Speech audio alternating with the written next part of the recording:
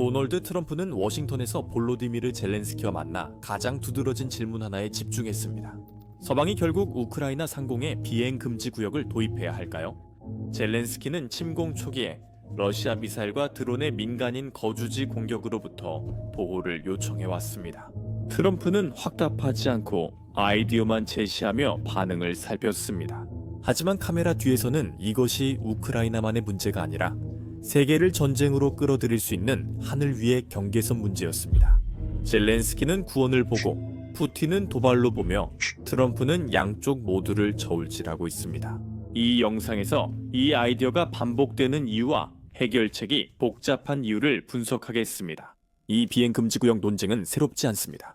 이 논쟁은 2022년 러시아의 침공이 시작된 이후로 계속 제기되어 왔으며 여전히 세계 정치에서 가장 뜨거운 이슈 중 하나입니다. 이 아이디어가 계속 떠오르는 이유를 이해하려면 그 기원을 다시 살펴봐야 합니다.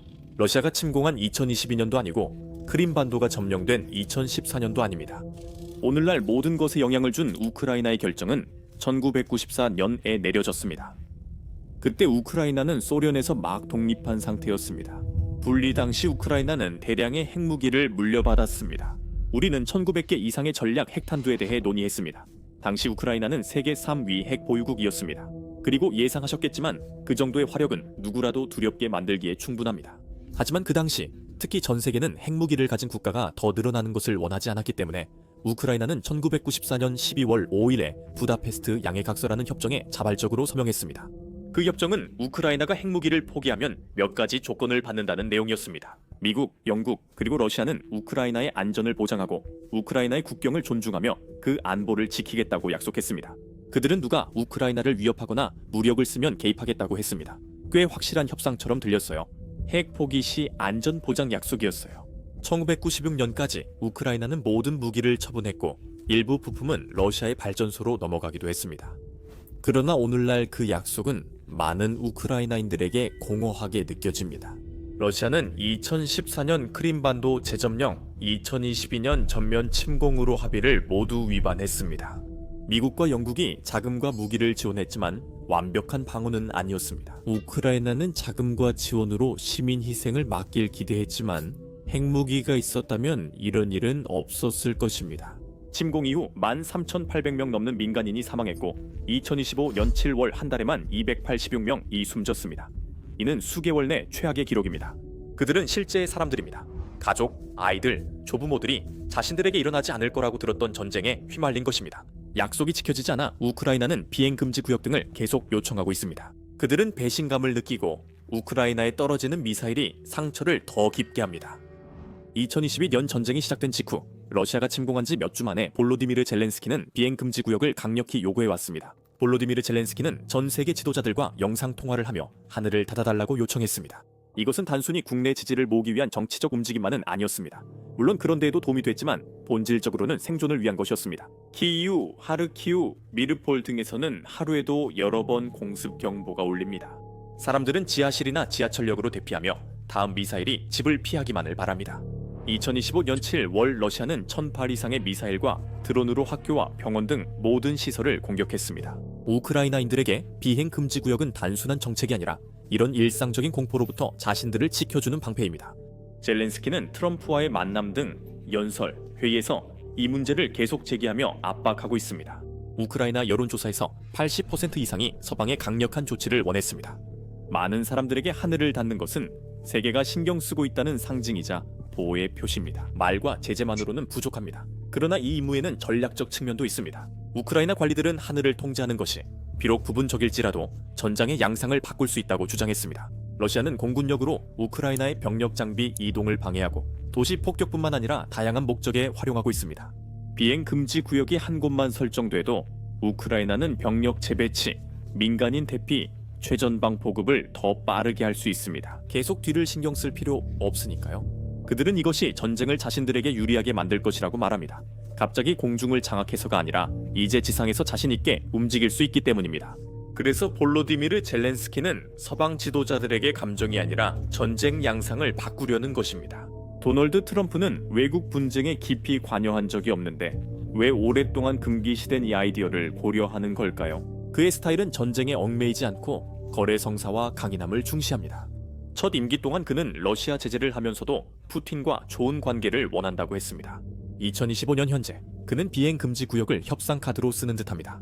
회의에서 그는 미국의 전투기나 미사일 방어 시스템 지원을 특정 구역에 제공하자고 제안했으나 더 큰 평화 계획의 일부로만 가능하다고 했습니다. 그는 지상군 투입을 부정하며 미국 우선주의와 일치하는 태도를 보였습니다. 지지자들은 그의 강경함을 선호합니다. 그들은 또 다른 이라크, 아프가니스탄을 원하지 않습니다. 최근 설문조사에서 미국인의 59%가 그가 러시아 우크라이나 사태를 잘 처리할지 확신하지 않는다고 합니다. 하지만 공화당원 51%가 군사 지원을 지지하며 이는 작년보다 21포인트 상승했습니다. 변화이지만 비행 금지 구역처럼 위험한 조치를 유권자가 지지하게 하긴 여전히 어렵습니다. 트럼프의 발언은 그가 여론을 떠보고 있다는 걸 시사합니다. 아마도 러시아의 협상 압박을 가하거나 동맹국들에게 보여주기 위한 것일 수도 있습니다. 그는 리더십을 진지하게 생각하지만 그건 아슬아슬한 줄타기입니다. 그도 그걸 알고 있습니다. 완전한 비행 금지 구역은 미국을 전투에 끌어들여 국내에서 받아들이기 어렵습니다. 계속하기 전 잠시 돌아보겠습니다. 우리는 이 비행 금지 구역에 대해 이야기하고 있는데 그게 실제로 무엇일까요? 비행 금지 구역은 외교적 제스처가 아니라 전투 임무입니다. 이는 특정 항공기의 구역 내 비행을 금지하고 이를 무력으로 지원한다는 의미입니다. 그 집행은 절대 수동적이지 않습니다. 이는 전투기가 주야로 하늘에 대기하며 위반 항공기 요격과 격추 준비를 해야 함을 의미합니다. 경우에 따라서는 레이더 기지, 미사일 발사대, 지휘소와 같은 지상 기반 위협을 무력화하는 것도 필요합니다. 이 시스템이 국경 밖에 있어도 여전히 공격받을 수 있습니다. 이는 이론이 아니라 교리입니다. 우크라이나에서는 나토 전투기가 24시간 순찰하며 러시아의 항공기, 드론, 미사일이 영공에 들어오면 즉시 격추할 준비를 합니다. 이는 벨라루스나 러시아 깊숙한 곳에 배치된 일부 러시아 방공망을 타격하는 것을 의미합니다.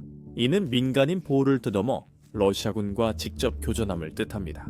이것은 위험한 일이며 전쟁 직전의 상황입니다. 이런 일이 일어난다면 미국이 지역의 비행 금지 구역을 설정 방어한 건 처음이 아닙니다.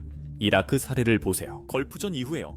1991, 2003년 미국과 동맹국 항공기들은 사담 후세인의 자국민 폭격을 막기 위해 수천 차례 임무를 수행했습니다. 그들은 순찰뿐 아니라 레이더 기지와 대공포 진지도 파괴했습니다.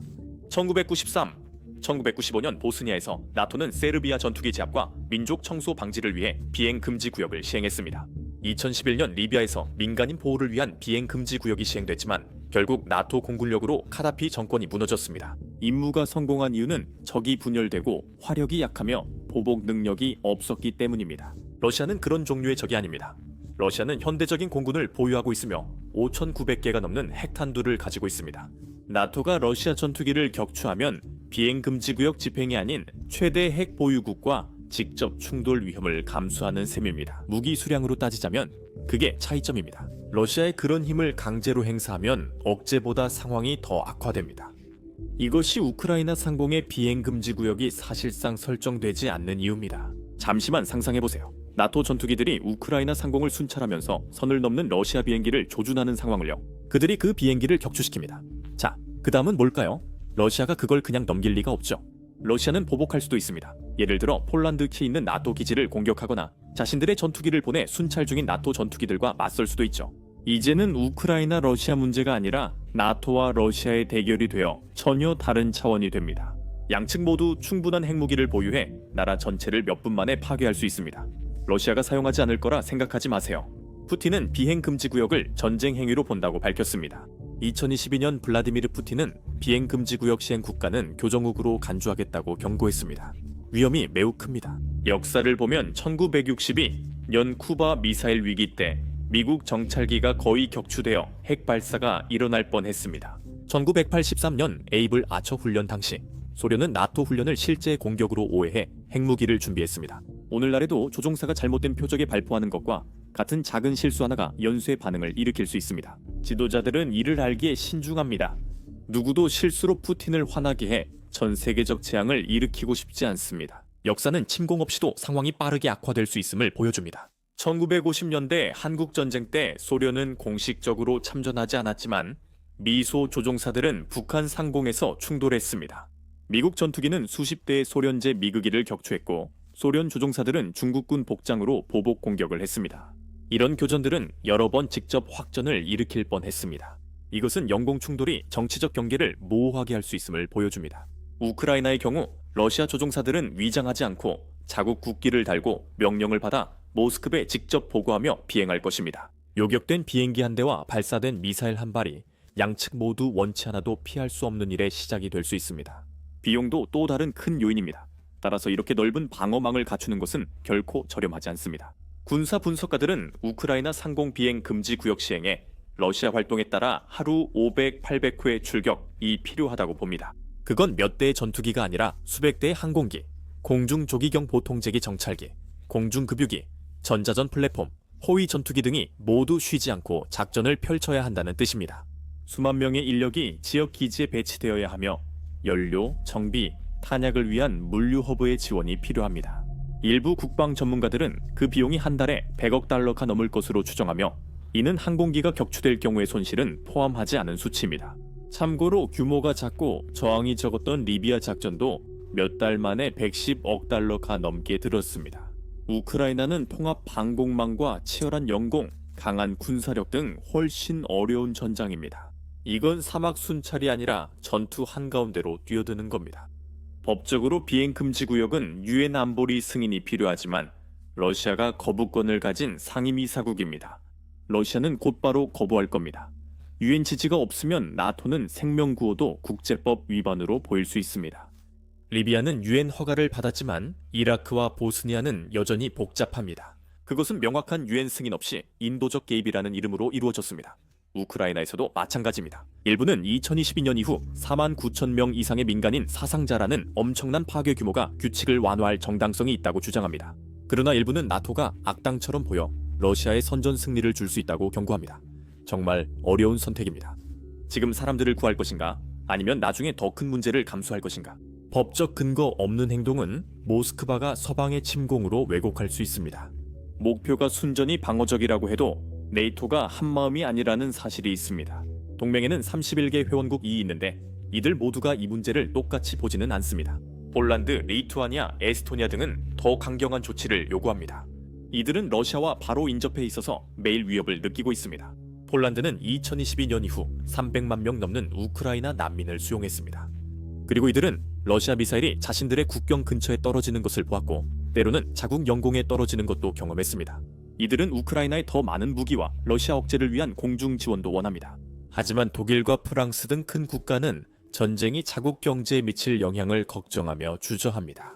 2022년 러시아가 가스 공급을 줄이자 유럽 에너지 가격이 급등했고 천연가스는 메가와트 시당 300유로로 평소의 3배에 달했습니다. 충돌이 일어나면 상황이 별일 아닌 듯 보일 수 있습니다.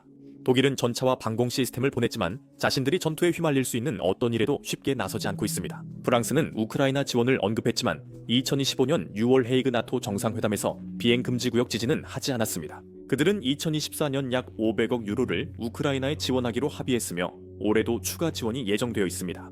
하지만 그들은 우크라이나 완전 회원 자격은 주지 않아 분열을 드러냈습니다. 일부 국가는 전적으로 지원하고 싶어 하지만 다른 국가는 러시아와의 대화를 위한 여지를 남겨두고 싶어 합니다.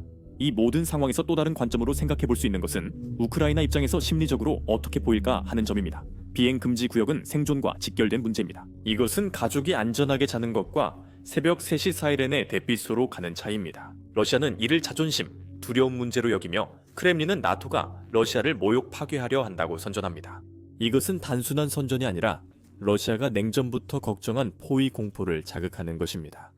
이러한 메시지는 전쟁이 길어지는 와중에도 푸틴의 지지율을 높게 유지시킵니다. 국영 언론이 이런 점들을 계속 강조하고 실제로 효과가 있습니다. 여론조사에 따르면 러시아인들의 약 70%가 여전히 전쟁을 지지하고 있는데 이는 부분적으로 그들이 이 전쟁을 자국을 방어하는 것으로 보기 때문입니다. 비행 금지 구역 설정은 푸틴 주장에 힘을 실어줄 것입니다. 국내에서 같은 생각이어도 입장에 따라 전혀 다른 현실로 느껴집니다. 이것은 일종의 상기시켜주는 역할을 합니다. 이 논쟁이 옳고 그름에 관한 것이 아니라 사람들이 자신의 생존을 어떻게 인식하느냐에 관한 것이라는 점을 말이죠. 그래서 비행 금지 구역이 너무 위험하다면 또 무엇을 할 수 있을까요? 한 가지 방법은 우크라이나가 스스로를 지킬 수 있도록 더 많은 도구를 제공하는 것입니다. 서방은 이미 그 부분에서 지원을 강화했습니다. 2025년에 우크라이나는 오랜 요청 끝에 처음으로 F-16 전투기를 받았습니다. 이는 매우 큰 일이었습니다. 이 전투기들과 전투기를 이동시키고 숨길 수 있는 특수 차량들은 우크라이나가 러시아의 공습에 맞설 수 있는 방법을 제공합니다. 패트리어트와 같은 첨단 방공 시스템이 수백 발의 미사일을 격추시켰다고 보도되고 있습니다. 일부 지역은 80% 넘는 위협을 저지했고 우크라이나는 드론 의존도가 높습니다. 우크라이나는 러시아 영토 깊숙한 곳의 정유소 등 러시아 목표물을 공격하는 드론 부대를 만들었습니다. 이러한 자리부르의 전환은 서방이 좋아하는 것이고 나토 조종사들을 위험에 빠뜨리지 않으면서 우크라이나를 돕는 데 도움이 됩니다. 전쟁 방식이 조용히 변하면서 비행 금지 구역의 개념도 완전히 달라지고 있습니다. 우크라이나와 러시아가 최대 규모 드론 전쟁 중입니다. 양측 모두 매일 수백 대의 저렴한 쿼드콥터와 장거리 자폭 드론을 운용하고 있습니다. 이 드론들은 이제 정찰 도구를 넘어 공군 역할을 하며 막기 어렵습니다. 전통적인 비행 금지 구역은 전투기나 폭격기를 막기 위해 만들어진 것이지 수백 달러짜리 저가 드론대처럼 레이더 아래로 날아다니는 드론을 막기 위해 만들어진 것이 아닙니다. 이번 전쟁은 교란 장치, 전자전 부대, 드론 전투로 제공권이 제한된 첫 사례일 수 있습니다. 전장이 변해 예전 규칙이 더는 통하지 않을 수 있습니다. 또 다른 아이디어는 제한적 비행 금지 구역을 설정해 인도주의적 구호 물자 전달이나 대피 보호 항공 통로를 마련하는 것입니다. 이것은 하늘 전체를 완전히 통제하는 것이 아니라 비행기가 안전하게 식량을 투하하거나 사람들을 대피시킬 수 있는 특정 경로만을 지정하는 것입니다. 인도주의 통로는 예전에도 쓰였지만 늘 보호와 도발 사이에서 아슬아슬합니다. 시리아에서는 국제협정으로 포위된 도시에 식량 투하를 위한 임시 항공로가 마련됐습니다. 하지만 당시 우크라이나에서 항공기는 정권군과 반군 모두에게 공격받았습니다. 인도주의 통로는 무인 드론이 순찰하거나 호위하는 화물기가 헤르손, 자포리자 등 피해 지역의 구호 물자를 전달하는 항로를 포함할 수 있습니다. 여전히 위험하지만 러시아가 도전으로 볼 수 있어도 전면전 가능성은 낮습니다. 일부 제안은 스위스 등 중립국이나 유엔 평화유지군 항공대와 공동 집행을 포함하지만 이런 아이디어는 협상 중 자주 지연됩니다. 러시아는 거의 확실하게 영공을 도전할 것입니다.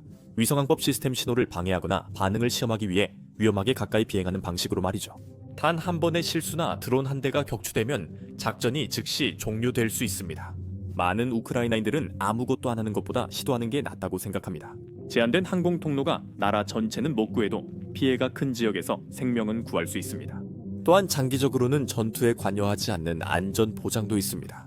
이것은 우크라이나군 추가 훈련, 더 큰 지원 또는 지원 약속 협정일 수 있습니다. 2024년 나토 가입이 불발되자 미국 등은 향후 10년간 수십억 달러 규모 무기와 훈련 지원 협정에 서명했습니다. 우크라이나가 원하는 비행 금지 구역은 아니지만 기반을 다질 수 있습니다. 그러나 우크라이나는 더 많은 것을 원합니다. 우크라이나는 미래가 아닌 지금 행동을 원합니다. 흥미롭게도 우크라이나는 계속해서 비행 금지 구역을 요청하는 동시에 자체적으로 비행 금지 구역의 일종을 만들려고 시도하고 있습니다. 패트리엇, 아이리스-T, 나삼스 등으로 우크라이나는 주요 도시에 방공망을 구축했습니다. 방공구역이 모든 공격을 막진 못하지만 키이우에서는 수십 번의 공격을 저지했습니다. 우크라이나 신형 드론 부대는 공격뿐만 아니라 위협 요격에도 활용됩니다. 이것은 전통적인 나토 전투기가 지키는 비행금지 구역은 아니지만 우크라이나가 직접 만들고 적응한 방어망으로 점차 비슷해지고 있습니다. 이 상황에서 또 하나 흥미로운 점은 워싱턴과 브뤼셀이 언론의 주목을 받고 있지만 한편에서는 또 다른 강대국이 지켜보고 있다는 것입니다. 중국 베이징은 평화를 촉구하며 모호한 외교적 지지와 함께 모스크바와 교역을 지속하는 등 신중한 태도를 보입니다. 나토가 우크라이나 상공의 비행 금지 구역을 시행하면 균형이 무너질 수 있습니다. 중국은 공식적으로 러시아에 더 기울어야 한다는 압박을 느낄 수 있습니다. 이는 태평양 합동 군사훈련 확대, 기술 협력 강화, 서방 제재 완화 위한 경제 협정 등을 의미할 수 있습니다. 이 문제는 우크라이나 전투기뿐 아니라 강대국들이 편을 가를 때 세계 질서 변화와도 관련됩니다. 베이징이 나토의 움직임을 자국 전략에 대한 위협으로 본다면 그 영향은 유럽을 넘어설 수 있습니다. 그리고 지도자들이 겉으로는 말하지 않더라도 실제로는 고민하고 있는 또 다른 점이 있습니다. 서방이 우크라이나의 비행 금지 구역을 시행하면 전장판도뿐 아니라 게임의 규칙까지 바꾸는 선례가 됩니다. 앞으로 정부, 활동가, 세계인이 기억할 선례입니다. 다음에 전쟁이 발발할 때 그곳이 대만이든 가자지구든 수단이든 아니면 아무도 주목하지 않는 곳이든 상관없이 말이죠. 사람들은 여전히 묻습니다. 왜 우리는 안 되죠? 왜 우크라이나는 위험을 감수했나요? 전투기와 사태 격화까지. 하지만 이란 이스라엘 긴장을 생각하면 두 나라가 목록 1순위여야 하지만 실제로는 아닙니다. 그래서 그 질문이 사라지지 않는 겁니다. 그 질문은 기자회견, 비공식 외교 채널, 지도자들의 마음속에서 계속 맴돌고 있습니다. 일단 그 한계를 넘어서고 민간인을 보호하기 위해 비행기를 격추할 의지가 있음을 보여주면 자제를 정당화하기가 더 어려워집니다. 다른 곳에서는 도덕적 논리가 바뀌고 행동하지 않는 정치적 비용이 높아지며 갑자기 모든 분쟁이 일관성의 시험대가 됩니다. 많은 지도자들이 우크라이나를 신경 안 써서가 아니라 선례의 긴 영향을 이해해 주저하는 겁니다. 비행 금지 구역은 전술적 조치가 아니라 신호입니다. 이는 세계에서 어떤 폭력이 개입을 필요로 하고 어떤 폭력은 그렇지 않은지 알리는 신호입니다. 그리고 그 신호는 그들 자신의 국경, 동맹, 그리고 위기까지 따라갈 수 있습니다. 글로벌 미디어와 즉각적인 동원이 이루어지는 시대에는 선례가 곧 힘입니다. 그리고 한번 선례가 만들어지면 그것을 되돌리기는 거의 불가능합니다. 그리고 선례에 대해 이야기하는 김에 주목할 만한 또 다른 관점이 있습니다. 우크라이나 상공에 비행 금지 구역을 설정하지 않기로 한 이유는 분명히 심각합니다. 하지만 거절하면 우크라이나뿐 아니라 전 세계 더 큰 대가가 따를 수 있다는 우려가 커지고 있습니다. 서방이 거절할 때마다 메시지를 전달합니다. 그것은 침략자들에게 충분히 강하게 밀어붙이면 그냥 넘어갈 수 있다는 신호를 줍니다. 또 핵보복을 위협하면 민간인을 폭격해도 심각한 결과 없이 넘어갈 수 있다는 메시지를 전달합니다. 그 두려움은 효과가 있으며 메시지는 지역을 넘어 확산됩니다. 그 메시지는 퍼져나가고 조용히 지켜보는 지도자들에게도 닿으며 베이징에도 테헤란에도 그리고 누군가가 개입하기 전에 어디까지 할 수 있을지 궁금해하는 모든 이들에게도 전달됩니다. 바로 거기서 위험이 커집니다. 만약 우크라이나가 공중에서 혼자 싸우도록 내버려두고 세계가 계속 머뭇거린다면 그것은 또한 선례를 남기는 것입니다. 그것은 명백한 침략 앞에서도 민간인이 표적이 되어도 가장 강력한 국가들이 주저할 것이라는 메시지를 전합니다. 그리고 그 주저함이 하나의 전술이 되는 것입니다. 그것은 연구되고 모방되며 결국 전술의 일부가 됩니다. 약점을 보고 이용할 줄 아는 사람들에게도 피로감이라는 위험이 있습니다. 전쟁이 길어질수록 더 많은 사람들이 관심을 잃고 더 많은 정부가 초점을 옮기며 더 많은 지원이 느려집니다. 전략이 변하지 않으면 우크라이나는 받아야 할 것보다 적게 타협할 수 있습니다. 그것은 우크라이나만의 손실이 아니라 국경이 의미 있어야 하고 주권이 중요하며 민간인이 협상 카드로 이용되어서는 안 된다고 믿는 모든 나라의 손실입니다. 이제 비행 금지 구역 시행은 위험합니다. 아무도 그 결정이 쉽지 않다고 부정하지 않지만 안 하면 더 큰 대가를 치를 수 있습니다. 왜냐하면 우크라이나가 실패하고 러시아가 그 이득을 지키게 된다면 서방이 지나치게 신중해서 마비된 것처럼 보인다면 다음 위기는 더 막기 어려울 것입니다. 다음 침공은 더 빠르고 침략자는 더 대담해질 것입니다.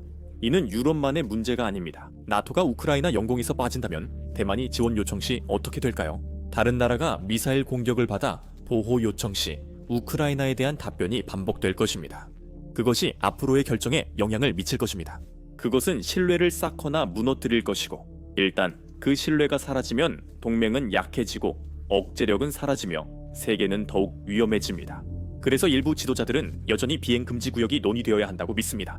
그들이 전쟁을 원해서가 아니라 전쟁을 막고 싶기 때문입니다. 때로는 행동의 위험이 아무것도 안 했을 때의 대가보다 작기 때문입니다. 민간인을 보호하는 것은 단순히 도덕적인 선택이 아니라 전략적인 선택이기도 하기 때문입니다. 그리고 하늘이 폭탄에 열려 있다면 문도 혼란에 열려 있게 됩니다. 논쟁과 위험이 계속되는 상황에서 부인만 하는 결정이 꼭 안전하지 않을 수 있습니다. 그 결정이 오히려 훨씬 더 나쁜 결과로 가는 길을 열어줄 수도 있습니다. 이 질문은 계속 남습니다. 이는 우크라이나뿐 아니라 우리가 원하는 세상에 관한 문제이기 때문입니다. 2025년 8월 회담에서 트럼프와 젤렌스키는 미소로 안보 협력을 논의했지만 구체적 약속은 없었습니다. 유럽 국가들은 비행 금지 구역에 더 많은 자금을 약속했고 트럼프는 평화협정에서 방공 시스템이나 제한적 공중 지원을 시사했지만 모두 모호했습니다. 이것이 바로 이 논쟁의 핵심입니다. 비행 금지 구역은 보호처럼 들리지만 동시에 도발이기도 합니다. 그리고 때로는 두 가지 모두가 사실일 수 있습니다. 이것이 세계 지도자들이 마비되고 이 문제가 늘 논의만 되고 실행되지 않는 이유입니다. 우크라이나가 이 아이디어를 유지하는 건 동맹국의 책임을 묻고 1994년 약속 불이행을 상기시키기 위함입니다. 서방 국가들의 자제 요청은 모두를 덮칠 재앙을 막기 위함입니다. 가장 현명한 선택은 때로 아무 행동도 하지 않는 것입니다. 이런 영상들, 즉 드론 공격 장면을 많이 보여주는 영상을 만들 때의 문제 중 하나는 비록 인간이나 러시아 군인들이 다치지 않는다 하더라도 있다는 점입니다. 영상에서 말씀드리자면 유튜브는 종종 저희 영상에 수익 창출 제한을 거는데 지난주에도 전쟁 관련 영상 4개가 제한됐다고 합니다. 드론 공격 장면이나 전선 촬영 영상도 광고주 친화적이지 않아 영상이 제한됩니다. 하지만 이것이 현대 전쟁의 현실이고 우크라이나가 싸우고 살아남으려 애쓰는 전쟁입니다. 그래서 저희는 이를 중요하게 생각해 베이식스 인사이더라는 자체 플랫폼을 시작했습니다. 저희는 처음부터 직접 플랫폼을 만들었습니다. 저희는 드론 공격 영상을 흐리게 처리할 필요도 없고 최전선 영상도 흐리게 처리할 필요가 없으며 러시아 공군기지가 파괴되는 장면도 흐리게 처리할 필요가 없습니다. 게다가 저희는 사이트에 광고를 전혀 게재하지 않기 때문에 광고주들이 저희가 다루는 내용에 불만이 있어도 스스로를 검열할 필요가 없습니다. 저희는 광고로 사이트를 운영하지 않고 여러분의 후원으로 운영하고 있습니다. 이런 콘텐츠에 관심이 있으시고 저희 영상을 검열 없이 시청하고 유튜브에는 올릴 수 없는 보너스 콘텐츠도 보고 싶으시다면 꼭 basicsinsider.com에 가입해 주세요. 설명란에 링크 클릭 또는 화면 QR 코드 스캔이 가능합니다. 가입하시면 저희가 이미 업로드한 모든 콘텐츠와 앞으로 업로드할 모든 영상을 시청하실 수 있습니다. 여러분의 후원이 저희에게 큰 힘이 됩니다. 감사합니다. 저는 샘이고 다음 영상에서 뵙겠습니다.